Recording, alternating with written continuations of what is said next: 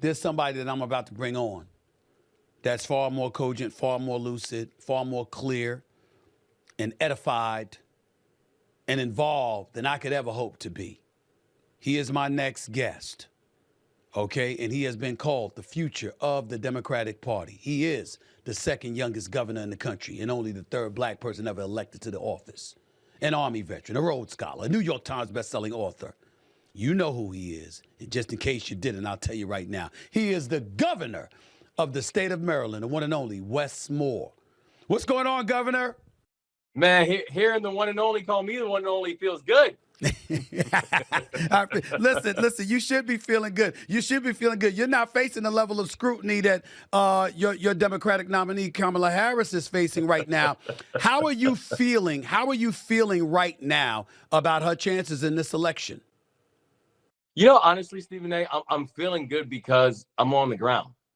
You know, just over these past weeks, we've been to Michigan and Wisconsin and Pennsylvania and North Carolina and Georgia. I mean, we're literally hitting all the various battleground states and speaking with everything from military veterans to younger voters on college campuses to African Americans in barbershops. And the thing I continue to hear is consistent. Is as people continue to learn more about the policies, continue to learn more about what she's pushing for, about how we're focusing on economic growth and making sure that you can have an economy that works for everybody, that you can do things like increasing home ownership and giving support for first-time home buyers. When we're talking about things like how do you have a country that's respected on the global stage, people like what they are hearing. And so I think she's not only continuing to show that she's going to be the president that can bring us together, because this country needs some serious healing right now. But I think there's a measure of excitement on the ground that I think is going to show itself on Election Day. I hear you and I hear various surrogates saying that message and articulating it very, very well. What a lot of people are questioning is whether or not she's doing that actually, and is she doing it effectively? So I guess the question would be, why would they have that level of fodder to lean on? Why is it that you see people questioning what her intent is? What is she going to do policy-wise? She doesn't seem, in their eyes, to be answering the questions as fluidly as, say, somebody like you just did. How do you explain that? Well, I think that one we have to remember, this is presidential elections, and this country is still very divided, and I think that a lot of information is out there, but there's two things to know about that. One is people, once you're going and searching for the information, making sure you're finding accurate information, because there's a lot of misinformation that's also being processed. And at the same time, when you're thinking about the issues that matter to you most, it's important that people know that it's not just about the policies. It's about the values, because one thing I tell you, Stephen A., and one thing I've learned about this job, where many of the most important decisions that I will make as the governor don't happen during normal working hours, right? Mm. And they're not decisions that you lean to; they're decisions that come to you, and many of them are happening when it's just a small group of people around you who are helping to advise you and helping to work through those issues. And so the thing I think about is, who do I want at the table making those decisions that I think is genuinely thinking about me and my family and my future? Who, when those decisions are being made with a small group of people around them, who's actually thinking about ways of bringing the country together and unifying us? And so I think that people, when they look at these issues and they look at these two candidates, they're looking at the policies, and I can go on for 30 straight minutes about why her economic plan, why her tax plan is one that's actually going to focus on growing the American economy, being able to actually curb inflation and make things more affordable for people. If people want to have a conversation about housing, I can tell you why her policy is actually the only one that's detailed about creating increased inventory and creating more support for first-time home buyers and actually turning people from renters into homeowners. So I can go through all the policy details with everybody as she does. But the thing I do want people to remember is this is also just about values. And who is the one who's making the decisions that you think is not just thinking about themselves, but it's actually thinking about all of us and the hopes and the dreams and the aspirations that we have for ourselves and our families. But Governor Westmore, let me push back on that just a touch. When we talk about Of values, course. people look at you. Certainly, we're not going to question your values. I mean, you're big time, and a lot of people are looking forward to your future in politics. You're a breath of fresh air, to be quite honest with you. But Donald Trump won in 2016. Didn't win the popular vote, lost that by 2.868 million, if I remember correctly. Lost, but still won the election because of the Electoral College vote. Lost the election in 2020. And when people look at him, you don't hear a whole bunch of people extolling his values. What they talk about is his governing. What happened with this country when he was in office prior to COVID coming about? And they compared that to a former state attorney general who became a senator, who's now the vice president, whose record attached to the Biden administration, obviously, is something they would challenge. How do Democrats need to answer that level of skepticism? Well, I think one is we have to be honest that it's real and it's there. I don't think you're going to win elections by telling people that their fears are unfounded, or that their frustrations are not real, or that for many people who have decided to opt out of a system, that their skepticism is unjustified. I think there's a reason that people feel skeptical, and not necessarily about Vice President Harris, not about the Biden-Harris administration, and not even about a political party, but just about the pace of progress in this country. I think that is real, and I think it's something that needs to be respected and honored. The same way that I hold skepticism in my heart still, because I don't come from a political background, a political family, but I know that skepticism can be my companion and not my captor. The thing I would also ask people to remember, though, is this: what are you hoping for in the future?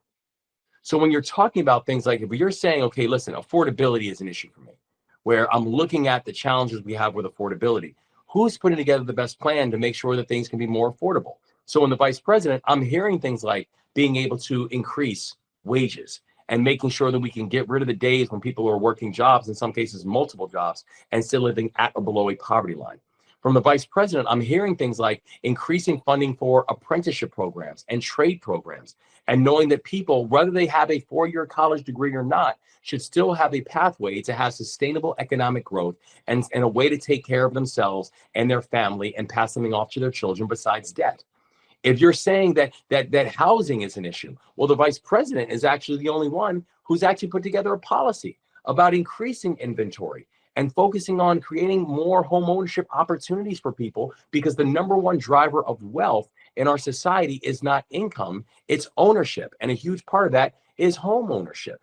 For people who are talking about, I want to make sure we can turn the temperature down and actually have a civilized conversation about politics in our future, the answer is, I agree. And that's exactly what the vice president is talking about doing and introducing into our national dialogue. And so for people who are frustrated with the system, and that is not a new frustration, but it's a frustration that for many people is lifelong and longstanding, my answer is, I feel you and I get it.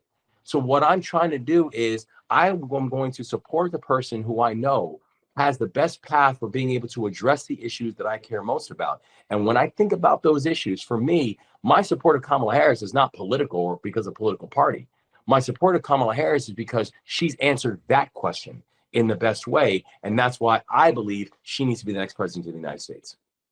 Maryland Governor Wes Moore right here with Stephen A. on the Stephen A. Smith Show. You talk about what you're feeling and what you're enthused about. Let me tell you what's something I wasn't feeling and I was not enthused about. I am somebody that not only respects, but I revere the former president of the United States, Barack Obama. However, I did not like nor appreciate when he was addressing some folks. I believe it was in Pittsburgh, Pennsylvania, a couple of weeks ago. And he talked about black males not stepping out to avoid Kamala Harris enough. I'm on the record. I voted early. I voted for her. No question about it, because I don't want him in office, and I'm unapologetic about it. But in the same breath, to lean towards black men, to talk about how there may be some misogyny. That was not his word. In fairness to him, he did not use that word. But he basically challenged black men to step up and support Kamala Harris, and highlighted the reluctance to support her based on the fact that she's a woman. I really was bothered by that, because I happen to believe that black men are highly supportive of women and don't get enough credit for the support we accord to our black sisters nearly as much as we deserve. What was your feelings about what he said? Did you think it was wise for him to say it? Did you think there was any validity to what the former president of the United States said in that regard. Yeah, no, and I feel you, Stephen A. And I feel you with an understanding that I think that there are two things that can exist simultaneously. Okay. Do we still have a challenge of sexism within this country? Yes. Absolutely. And I don't think Absolutely. anyone can argue that or deny that. Yet at the same time, the frustration for so many Black men is not that, right? It is. I mean, I think about people in my own family, right? I mean, I remember when I ran for governor, I had to convince people in my family to vote for me, right? And it's not that my family and I aren't cool. I mean, we're very cool. It's for many of them, I had to convince them to vote, right? It's that there is a frustration for a lot of people about the system as it's laid out. There is a frustration for people who feel that I'm doing everything that I've been asked to do, and I'm still not able to get ahead. That I do everything that people tell me is the right thing to do, and I'm still not able to be a homeowner because I can't afford to buy a home. Or I have a business idea, but I still am not able to get the capital that's necessary to turn my idea into something that can be a growing and a thriving business. Or I still find myself in a situation where I owe more than I own. So that frustration is real. But I think that we have to understand that the ability for us to be able to have African American to come out and support is not because of what a person looks like. Are you speaking to them and addressing not just the frustrations that many feel about the pace of progress in America, but also providing a pathway for future growth? It was one of the reasons that I was so encouraged when I saw the vice president put out her opportunity agenda for Black men. That's the first time in our nation's history that we've had a major presidential candidate put out an action plan for what she would do to help Black men. And I think part of the frustration that a lot of people felt was we've seen that for so many other groups in our society, but she's the first one that's ever done that for Black men. And it talks about things like being able to address procurement policies. It talks about things like being able to give people down payments for first-time home buyers. It talks about things like being able to have a recreational cannabis market and ensure that we can actually have a participatory recreational cannabis market that's also addressing the historical harm that the war on cannabis has had to communities, particularly Black communities. She talks in details about that. And that's what I think people were waiting for and people needed to see, that it wasn't about sexism. It was about, are you speaking to us? And do you see us and understand what needs to be done to be able to address the frustrations? And I think she continues to answer that every day.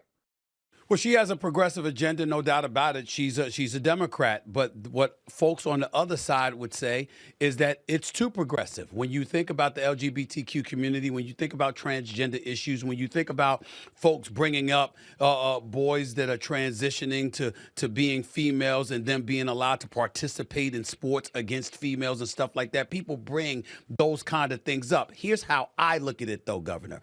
I'm of the mindset, as a Black man, yeah, when New York was struggling the way that it was struggling, and you had migrants coming into the city, and Mayor Adams at the time was talking about $53 million in prepaid credit cards and whatever. I don't have a problem with helping immigrants at all. I was just saying that Blacks have been starving for a long time. You know, I think you know what that's about. I know what that's about. I mean, wait a minute here. I'm seeing perks. I'm seeing opportunities. I'm seeing a level of assistance that's being prioritized and helped and given, or at least proposed in favor of different communities. But it's something that the Black community has been salivating for quite a long time. And so my attitude is, it's not being anti anything. It's saying, wait a minute, we've been here. American citizens, we're struggling, et cetera, and we keep hearing the same old from a Democratic Party, and then folks engage in demagoguery about the other side, as opposed to doing what you just did and what you've continuously done whenever I've seen you, which is talk about and promote what the Democratic Party really is willing to offer to citizens of the United States of America. Is that a fair assessment in crystallizing some of the problems that exist within the Democratic Party? Well, and honestly, I think it's not even just a problem with the Democratic Party. I think it's been a problem we've seen with politics, period.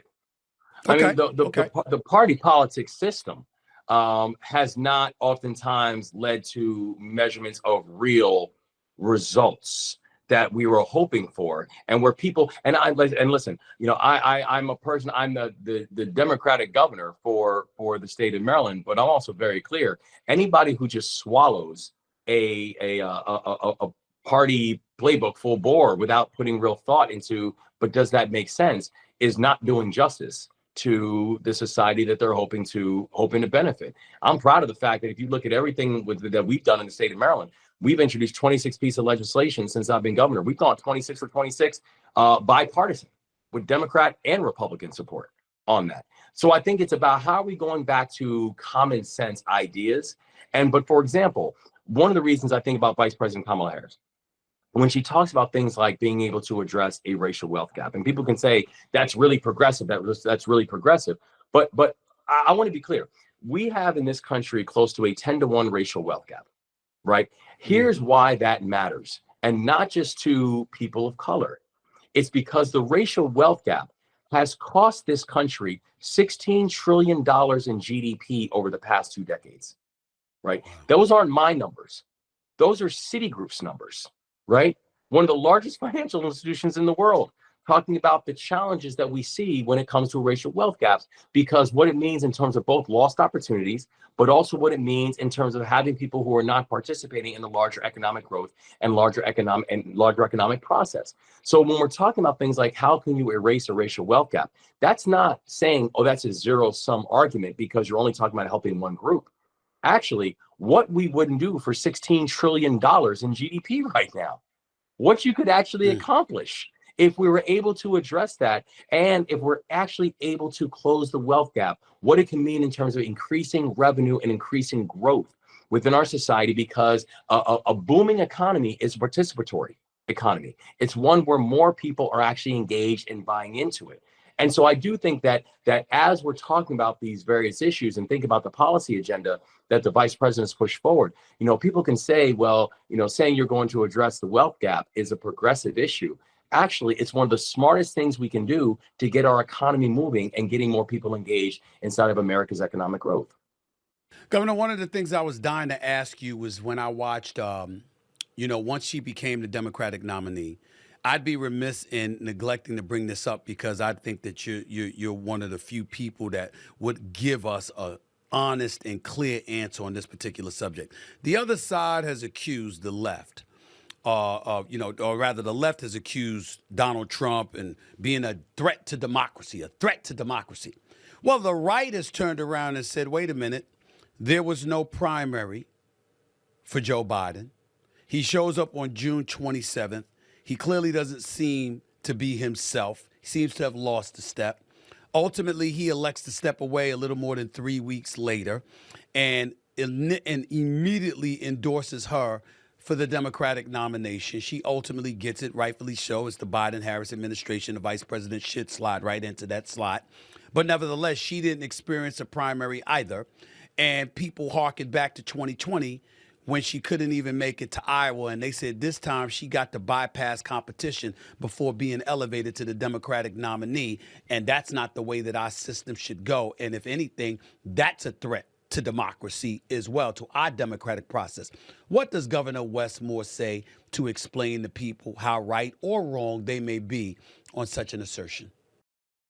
No, I would say that that the reason that I came out and supported Kamala Harris early was not because she's the vice president, and was not because she was next up, or it definitely wasn't because some party boss told me to do it. The reason that I came out and supported her was because I've seen her work. You know, I say, Stephen A., I mean, you know, I'm new to politics, but my background is I'm an Army guy. You know, I led soldiers in combat with the 82nd Airborne, and I always say I never learned anything about anybody in times of ease. If I ever want to learn anything about anybody, watch them when it was hard. Watch what they did when the heat got turned up, and did they rise to the occasion, or did they wither? And I remember on March 26th when a ship the size of 3 football fields slammed into one of the most iconic bridges in my state and took it down instantaneously, close to a 2-mile-long bridge, where we lost 6 Marylanders, where we had thousands of workers who are now instantaneously unemployed, where we now had 13, around 13% of my state's economy now shut down. And I remember as we were marshaling all our resources, put the state on a state of emergency, had state police divers in the water saving lives, had aerial assets in the air, as we were trying to make sense out of complete chaos, that one of the early calls that I got started with 3 words. And those words were, Gov, it's Kamala. And I know you spoke to the president, and I want to let you know that we will be with you every step of the way. And she has been. The reason that I am all in for Kamala Harris is not because someone told me to. And it's not because she was next in line. It's because I've seen her when it was hard. And this is a very serious time for our country. This is a serious time, and we need serious people who are sitting in these seats. She is a serious person. She's thoughtful. She knows how to build the right kind of coalitions. She knows how to bring us together. That's exactly the kind of leader that we need in this moment. And that's the reason that I'm supporting her to be the next president of the United States. By the way, the Francis Scott Key Bridge that collapsed that you alluded to, you got that reopened in 11 weeks. Congratulations, major props to you. I didn't forget that. I mean, my Lord, what tremendous work on your part. Before I let you go, just a few more questions. Number one, when you look at Donald Trump, there's a lot.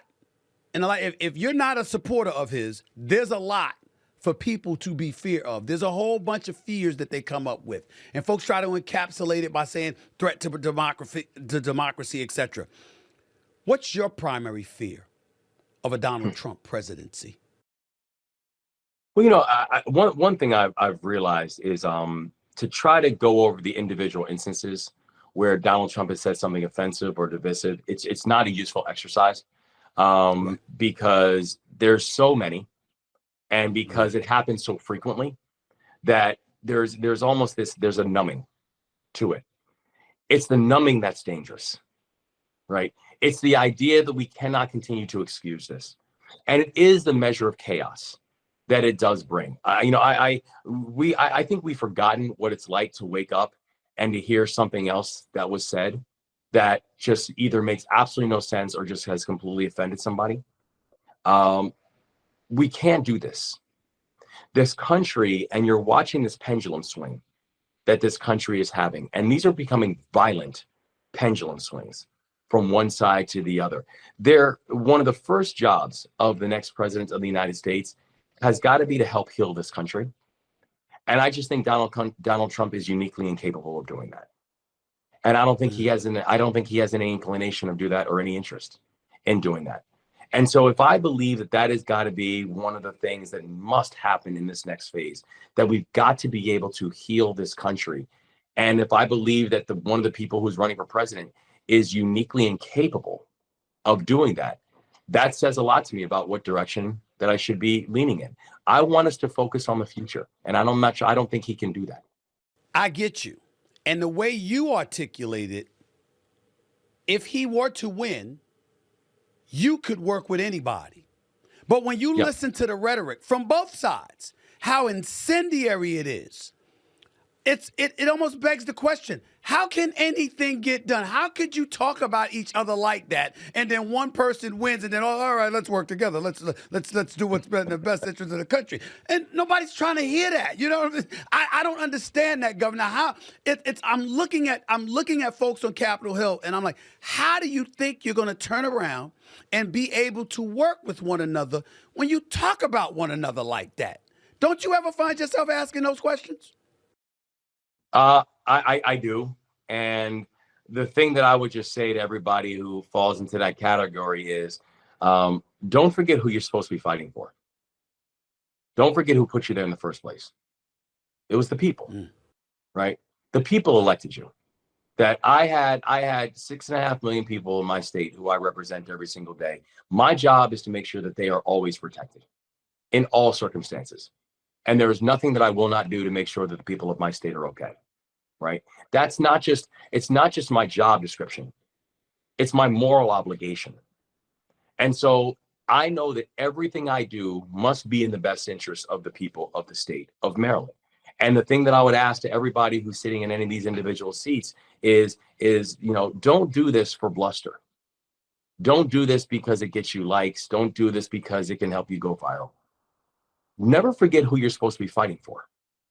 Because if you never forget who you're supposed to be fighting for, you won't stop fighting, and you won't stop doing what is required and necessary to make sure that the people of your jurisdiction is protected. And I just believe deeply that when I think about our state, you know, the state where literally is one of the birthplaces, is the birthplace in our country of the successful and peaceful transition of power, was Annapolis, Maryland.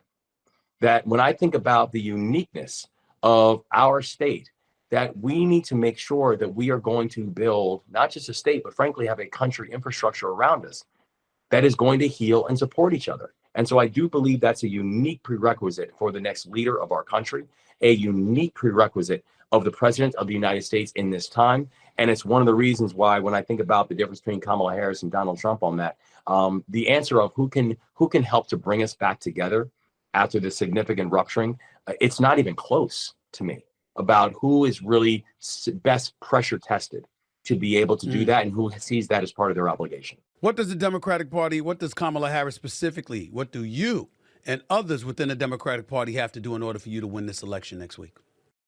You got to work. Period and full stop. I mean, like, listen, I people always ask, they say, you know, and this is not just with this race, with other races, say, who's going to win this race? And what do you think is going to happen in that campaign? My answer kind of always comes back to the same. Who's working hardest? I mean, like, I don't think this is that much more complicated than that. I don't pay attention to polls. I remember when, you know, when I ran for governor, I was not leading in a public poll the entire time. The first poll that I ever led in was when I won the election. So I don't spend much time debating that. And I also don't do hand wringing. And I'm hearing a lot of hand wringing from people about, oh, you know, what if, and I think this and I think that. What should we do? My answer is always simple. Put in the work. And so if you don't want to have the feeling of November 6th waking up and saying, what just happened, then make sure you're working on November 1st and November 2nd and November 3rd, because the people who will do the work will maintain and will be victorious inside of this race. Got a powerful personality, got a powerful, optimistic outlook. If Donald Trump loses this election, it's a safe bet. He's not going to admit it. He's going to refute it. He's going to say it's rigged. What kind of damage are you concerned that will do to the country moving forward? Yeah. It's something that we've been preparing and scenario planning for months on this race, because I do believe that no matter what the result is on November 5th, that period between November 5th and Inauguration Day has the potential to be a rocky one for this country and a complicated one for this country. And so the thing that I would urge and hope is that people be responsible with their language. Know their language has consequences. That part of the beauty of this country is our democratic system. It's unique for the world.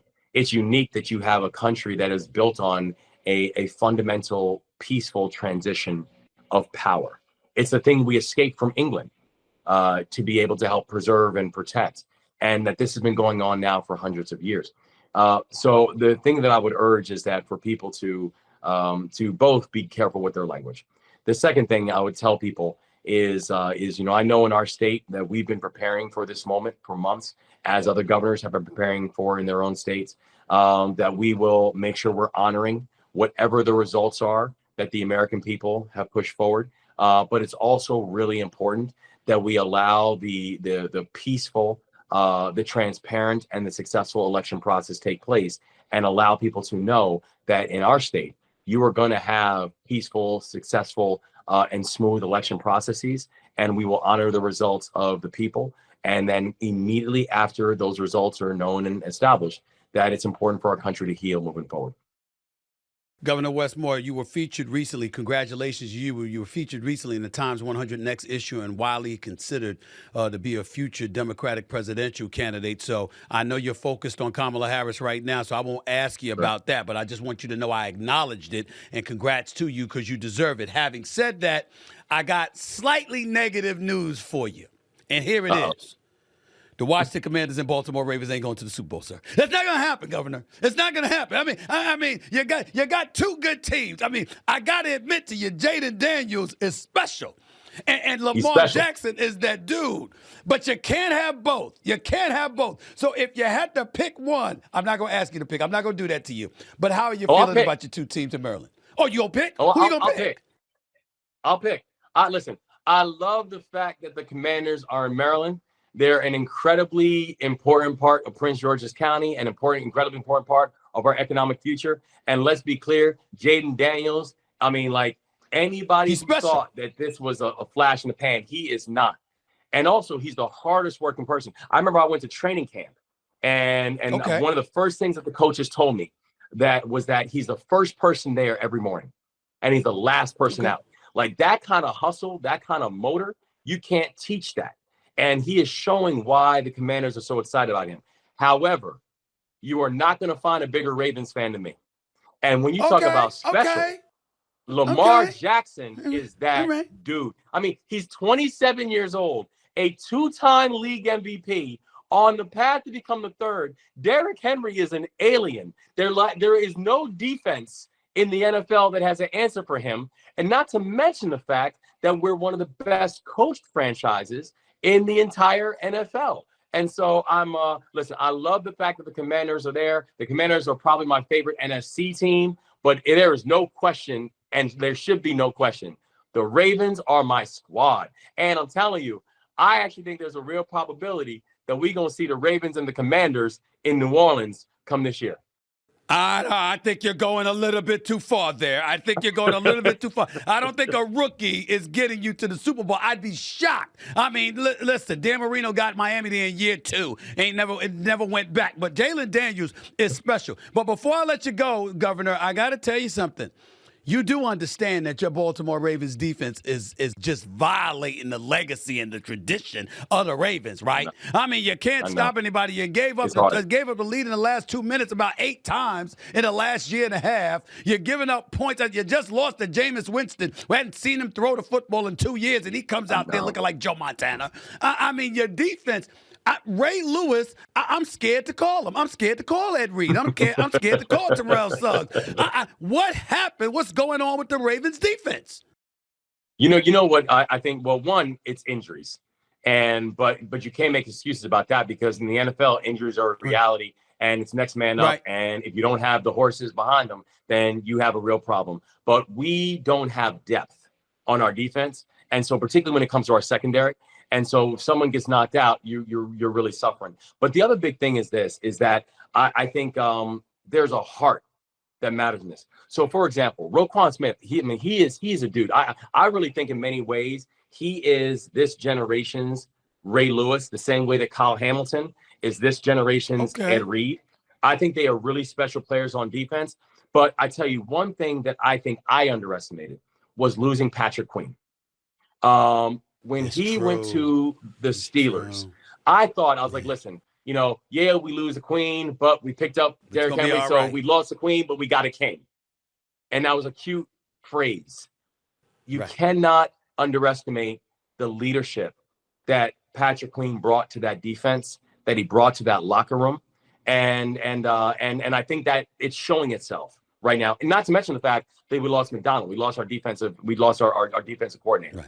So you're right. This is not the Baltimore Ravens defense of 2000. This is not the Baltimore Ravens defense of 08. This is not the glory days of what we had before. But we've got to find a way to either stay healthy or stay deep, because that's the key in the NFL.